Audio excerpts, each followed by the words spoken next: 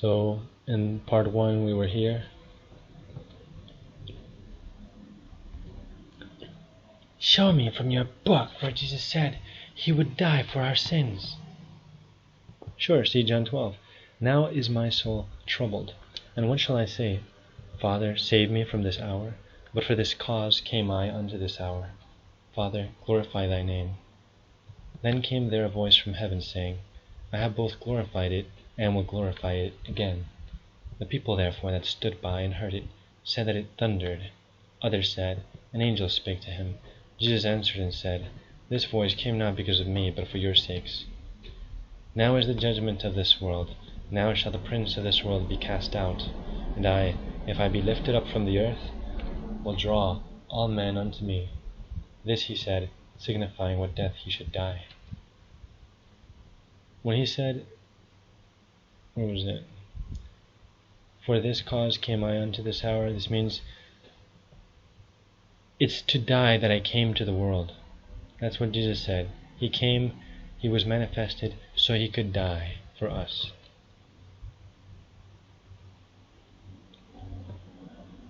Where did you get Jesus could call for angels?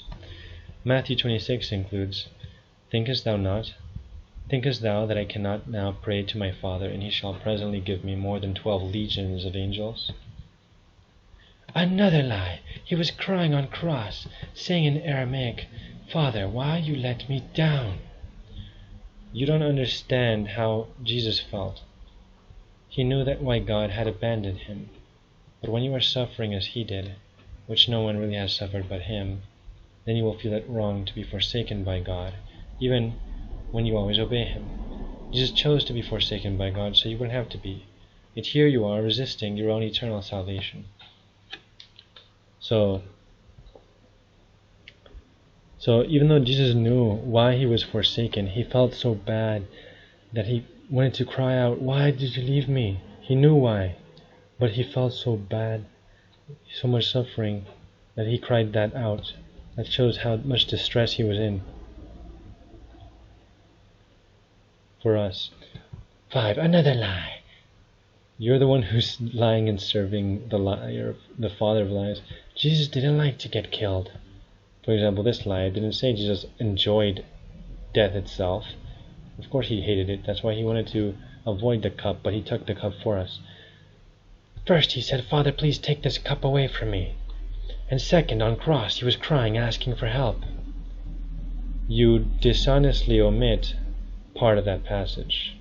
So the guy who claims that I'm a liar is lying by hiding the truth, to distort the truth, to make it what it isn't. Here's the context, saying, Father, if thou be willing, remove this cup from me. Nevertheless, not my will, but thine be done. So there you go. Jesus did not want to suffer, but he was willing to suffer because he wanted to do God's will more.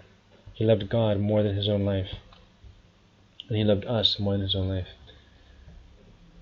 So, and of course, he is God because, well, I explained how the Trinity works in my series on heretics. Elohim is Hebrew for God, but it's actually not God, it's gods who are one, Ehad, in unity. It's neither absolute polytheism nor absolute monotheism, it's in between. And it's very difficult to understand because God is unlike any other being, and people who are superficial and think in materialistic ways only, like Muslims like this guy, would not understand the Trinity. And in a way no one can fully understand it, but we can understand it enough. So you hid the fact that Jesus said he wanted to please the Father more than to avoid the hellish pain, which shows that you are either dishonest or ignorant about that part, which is highly unlikely because he can read, since you would have received it distorted from some Muslim propaganda source. Even if he didn't, he should have checked on his own instead of taking people at their word. You speak of lies, but lying for Islam is a doctrine, taqiyya or something like that. I don't know Arabic yet. 6. You might think you're going to heaven when you're not. Only those who obey God go to heaven. If I disobey, he will reject me. Once saved, always saved is heresy. I think I covered this in my series on heretics. It's been a while since I saw it and did it. It's ironic how Christians constantly repeat this nonsense. You're not arguing with them, you're arguing with me. Strawman fallacy. So to all of you divorced, except for marital unfaithfulness, you're going to hell. The biggest sin I ever committed was to marry an atheist Buddhist bitch. I lied that she was a Christian because she said she was.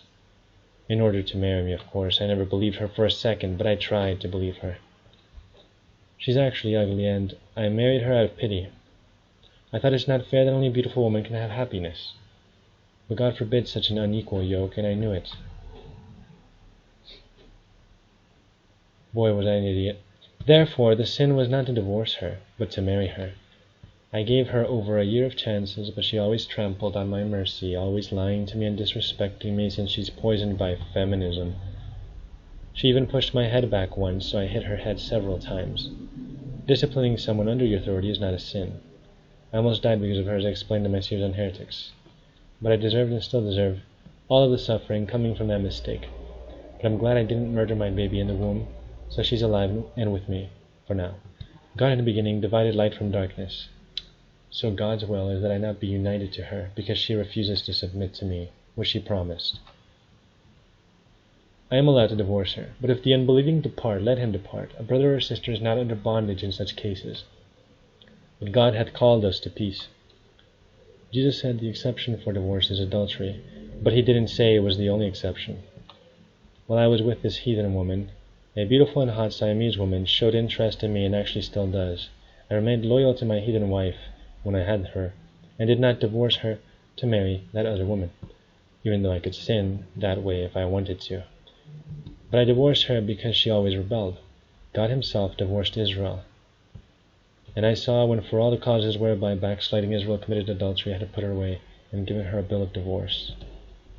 I followed God's example when I divorced the rebel. The book of Esther is about a Persian king who divorces a feminazi Indian woman who refuses to submit to his authority. God never condemned that king for doing the right thing. That king then married the humble and not materialistic Jewess. Better get rid of the body part that sinned instead of suffering hell. The gist is that if that is the only way to avoid hell, you should cut it off. Of course, there's the option of, repenting. How many times did you masturbate? Masturbation isn't a sin. The sin is coveting forbidden flesh, like desiring the body of a woman in pornography, who is of course not your own woman. 6. Paul makes it clear that a woman cannot divorce her husband as long as he is alive. For example, by law a married woman is bound to her husband as long as he is alive, but if her husband dies, she is released from law that binds her to him. So then if she marries another man while her husband is still alive, she is called an adulteress. 1 Corinthians 7:39 quotes Hakim. A woman is bound to her husband as long as he lives, but if, the same thing as the last passage.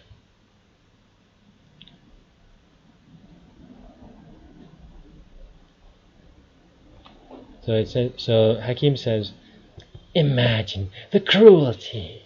A woman cannot divorce her husband. If she does, then remarries someone else, then she's committing adultery. Let's see what the Jesus of the Bible said. But I tell you that anyone who divorces his wife, except for sexual immorality, causes her to become an adulteress. And anyone who marries a divorced woman commits adultery. And again.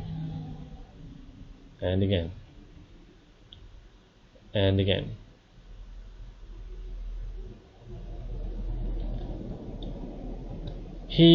The aforementioned scriptures about divorce and remarriage were given by Jesus. Clearly, he stated marital unfaithfulness, sexual immorality, is the only, he didn't say only, liar, cause for divorce. Hence, if one divorces his spouse for any other reason besides sexual immorality, regardless what that reason is, he is indicted by these verses. If such a person would then marry another, not only would he be committing adultery, but the person he marries would likewise be committing adultery. All people who have never been married need to know these facts before they consider marrying someone who might not be eligible for marriage again, namely a divorced person. When we consider passages like these, we can conclude only that an adulterous marriage will result in both parties being thrown into the lake of fire, unless they repent and find forgiveness. What honor is this to the woman? Let's say a husband divorces his wife for no good reason.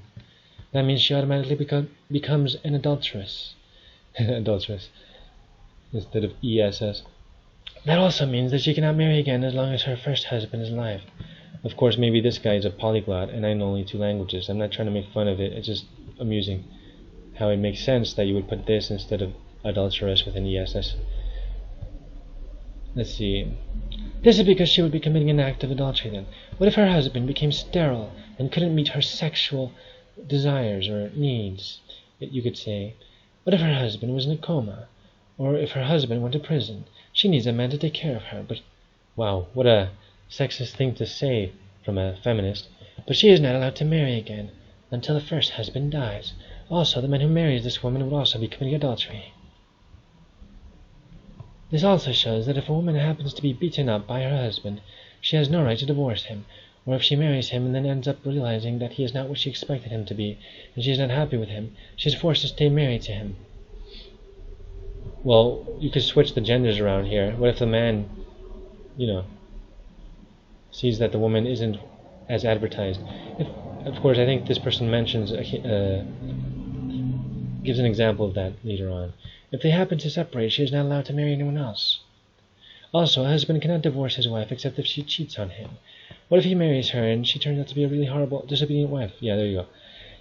He still has to stay married to her until she cheats on him. You turn a blind eye to my proofs that Islam is wrong, as well as other points.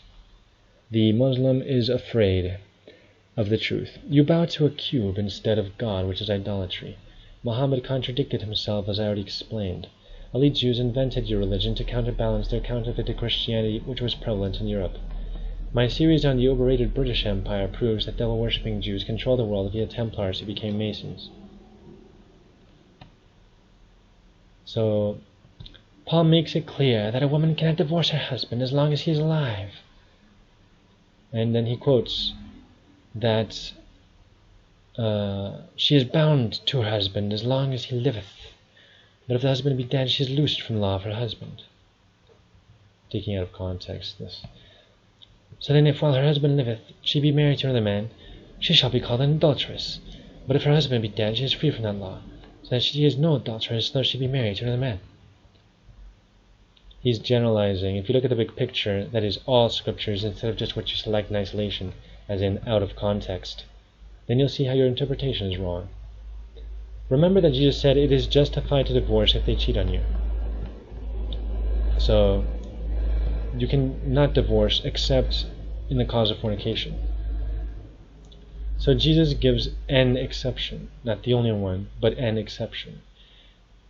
But Paul doesn't mention the exception in Romans 7, 2, and 3.